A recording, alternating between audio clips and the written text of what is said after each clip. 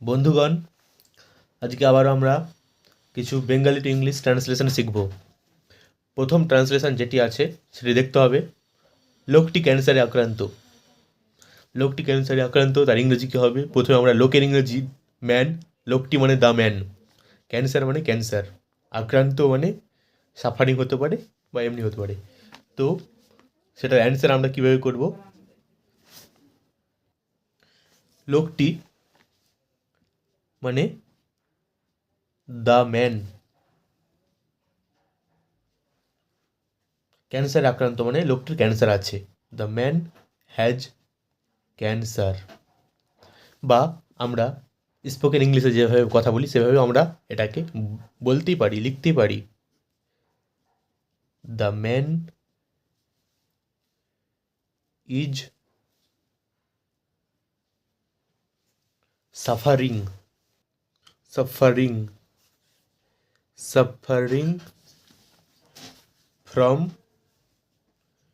Cancer, CANCER। তাহলে এইভাবে আমরা বর্ণনা করতেই পারি। তবে এক্স্যাক্ট যেটা অর্থ হয়, লোকটি ক্যান্সার আক্রান্ত মানে লোকটির ক্যান্সার আছে। বা the man is suffering from cancer. আমরা যেমন বলি লোকটির জ্বর হয়েছে বা জ্বরে ভুগছে, the man is suffering from cancer. সাফারিংয়ের পরে সবসময় প্রিপোজিশন ফ্রম বসে। তবে দ্বিতীয়টি বেশি স্ট্যান্ডার্ড, তবে এক্স্যাক্ট মিনিংটা কিন্তু এটাই দাঁড়ায়। তারপরটা, নেতাজি একজন স্বাধীনতা সংগ্রামী ছিলেন। নেতাজি, তার ইংরেজি কী হবে? নেতাজির ইংরেজি হবে নেতাজি। নেতাজি। ছিলেন মানে অজ। একজন মানে আ। স্বাধীনতা সংগ্রামী মানে ফ্রিডম, ফ্রিডম ফাইটার। ঠিক আছে, নেতাজি ছিলেন একজন স্বাধীনতা সংগ্রামী, ফ্রিডম ফাইটার। তারপরটা কি আছে? আমি রাতে রুটি খাই। কেউ রাতে ভাতও খেতে পারে, তো যাই হোক, আমি রাতে রুটি খাই। আমি মানে আই, রাতে মানে নাইট, রুটি মানে ব্রেড, তাই তো? খাই মানে ইট। তো যাই হোক, আমি রাতে রুটি খাই, আমি মানে আই, রাতে রুটি খাই। সাবজেক্ট, তারপরে কি হবে? ভার্ব বসবে। Subject verb. আয়ের পরে কি বসে? খায়ের ইংরেজি ভার্ব ইট। আই ইট রুটি। অবজেক্ট, রুটির ইংরেজি ব্রেড।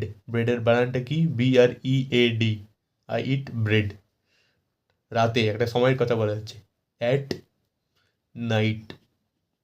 যদি দিন বলা হতো, অ্যাট ডে।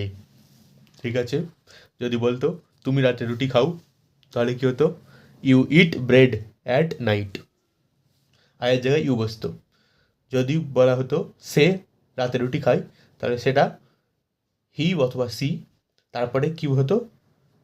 ইটের পরে এস যোগ হয়ে যেত, ইটস। তাহলে তারপরেরটাতে আমরা চলে যাব। তারপরেরটাতে কি বলা হয়েছে? আজ বৃহস্পতিবার। আজকে 2025 সালের 2 জানুয়ারি, তাই তো? তাহলে অ্যান্সারটা কী হবে? আজ বৃহস্পতিবার। Today is Thursday. বৃহস্পতিবার ইংরেজি থার্সডে, আজ মানে টুডে। তাহলে দুটো জিনিস হয়, তবে যেটা স্ট্যান্ডার্ড সেটাই আমরা করব। আজ বৃহস্পতিবার। It is Thursday.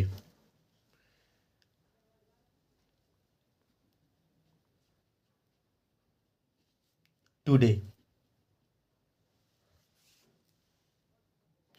যদি এটা বলতো আজ বুধবার, তাহলে কি হতো?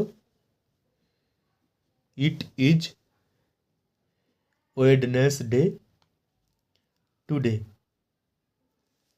ঠিক আছে, TODAY। টু এর পরে কিন্তু কোনো নেই, গ্যাপ নেই, একসঙ্গে হবে। হ্যাঁ, থার্সডে, মানে টিটা বড় হাতে হবে না, Thursday. It is Thursday today. ঠিক আছে, আজ বৃহস্পতিবার। এরপরে আরেকটা কী হবে? আমার একটি কালো কলম আছে, তোমরা তো দেখতে পাচ্ছ। আমার কোনো নীল কলম নেই। নীল কলম হলে ডিজাইনের জন্য এটা কালোতে লেখা আছে, আমি অ্যান্সারটা নীল কলমেই করতাম। অ্যান্সারটা কী হবে? আমার একটি কালো কলম আছে। আমার মানে আই। আই আছে মানে হ্যাভ। আয়ের পরে হ্যাভ বসে, আয়ের পরে তো হ্যাজ বসে না। আই হ্যাভ আ কালো কলম মানে ব্ল্যাক। কলমের ইংরেজি pen, I have a black pen. যদি এটা হতো তোমার একটি কালো কলম আছে, you have a black pen. যদি বলতো আমার একটি সাদা কলম আছে, I have a white pen. যদি বলা হতো আমার একটি নীল কলম আছে, I have a blue pen. ঠিক আছে। যদি বলতো তাদের 10টি পেন আছে, তাহলে কী হতো, দে হ্যাভ 10 পেনস। পেনের পরে এস যোগ হয়ে যেত। তাহলে কেন, সেটা প্লুরাল হয়ে যাচ্ছে সেই জন্য।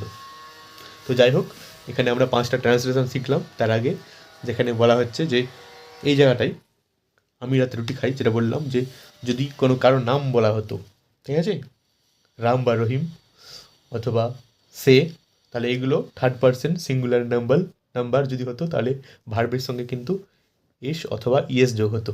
কিন্তু আইটা কিন্তু থার্ড পারসন সিঙ্গুলার নাম্বার নয়, তাই এর সঙ্গে এটা প্রতিদিনের নিয়মিত অভ্যাস বোঝালেও এস বা ইএস যোগ হবে না, শুধু ভার্বই থাকবে। তাই এটা সাবজেক্ট, তারপরে হচ্ছে ভার্ব, তারপরে অবজেক্ট।